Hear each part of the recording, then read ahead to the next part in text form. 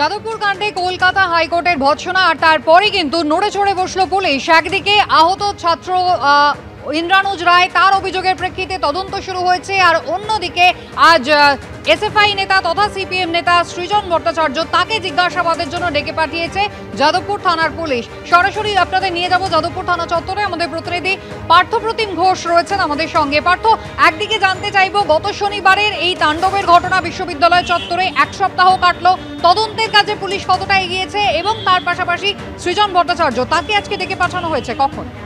দেখো, তুমি দেখেছিলে ইতিমধ্যেই যে হাইকোর্টের নির্দেশ এবং সেই নির্দেশের পরবর্তীকালে যে গোটা বিষয়ে রিপোর্ট জমা দিতে নির্দেশ দেওয়া হয়েছে হাইকোর্টের তরফ থেকে, এবং তারপর পুলিশ একেবারে তড়িঘড়ি দেখতে পাচ্ছি যে বিষয়গুলো, সেটা হচ্ছে গত এক সপ্তাহ আগে অর্থাৎ গত শনিবার দিন যাদবপুর বিশ্ববিদ্যালয়ে যে ঘটনাটি ঘটে, সেই ঘটনার পরিপ্রেক্ষিতে যে জায়গা ঘটনাস্থল, সেই ঘটনাস্থলে ঠিক কী ঘটেছিল সেই জায়গা থেকে যাওয়া, দেখা এবং পাশাপাশি কিন্তু ফরেন্সিক এক্সপার্টদের নিয়ে গিয়ে সেই ঘটনাস্থলের সঙ্গে বিভিন্ন নমুনা সংগ্রহ করার কাজ সেটা পুলিশ করেছে।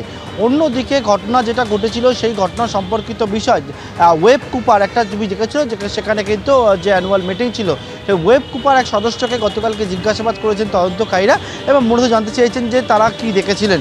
অন্যদিকে শনিবার দিন যারা যাদবপুর ক্যাম্পাসের মধ্যে ছিলেন এমন 3 জন পড়ুয়াকে গতকাল রাত্রিবেলা পুলিশ তাদের সঙ্গে কথা বলেছে সাক্ষী হিসেবে মূলত, এবং সেই কথা বলে তাদের কাছ থেকে জানতে চাওয়া হয়েছিল যে তাদের কি অভিযোগ, তারা কি সামনে থেকে দেখেছিল সেই বিষয়টা সম্পর্কিত বিষয়। অন্যদিকে ইন্দ্রানুজ রায়, যিনি একটা মেল করেছিল গত মার্চের 2 তারিখে, কিন্তু তার মেলে কোনো এফআইআর ট্রিট হয়নি, পরে হাইকোর্টের নির্দেশে সেটাকে এফআইআর হিসেবে ট্রিট করা হয় এবং তুমি দেখেছো ইতিমধ্যে শিক্ষামন্ত্রী, ওনার গাড়ির চালক ওমপ্রকাশ মিশ্র, এদের নামে এফআইআর হয়েছে, জামিন অযোগ্য ধারাও সেখানে রয়েছে, এবং সেই ইন্দ্রানুজ রায়কেও আজকে স্টেটমেন্ট নিতে পারে পুলিশ, তেমনটা আমরা জানতে পারছি।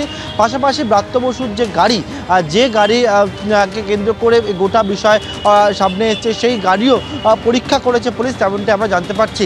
অন্যদিকে আজকে এই যাদবপুর থানা, যে বিষয়ে যাদবপুর থানা সূত্রে জানা যাচ্ছে, সেটা হচ্ছে ঘটনাস্থলে তারা যেহেতু গিয়েছিল, সেখানে গিয়ে সেহেতু কোনো সিসি ক্যামেরা নেই, ইন্দ্রানুজ কীভাবে আহত হলো সেই সমস্ত বিষয় নিয়ে প্রশ্ন রয়েছে, এবং সেই জন্য যে ভিডিও ফুটেজগুলো রয়েছে তুমি দেখেছো সোশ্যাল মিডিয়া থেকে শুরু করে একেবারে সংবাদ মাধ্যমে সেই ভিডিও ফুটেজ নিয়ে বাকযুদ্ধ লেগে গেছিলো। সেই জন্য যা ভিডিও ফুটেজ রয়েছে সৃজন ভট্টাচার্য এসএফআই নেতার কাছে, সেই ভিডিও ফুটেজ কিন্তু তার কাছ থেকে চাওয়া হয়েছে, তাকে আজকে তলব করা হয়েছে এবং সন্ধ্যে 6টার সময় তিনি আসবেন বলে জানিয়েছেন যাদবপুর থানায়।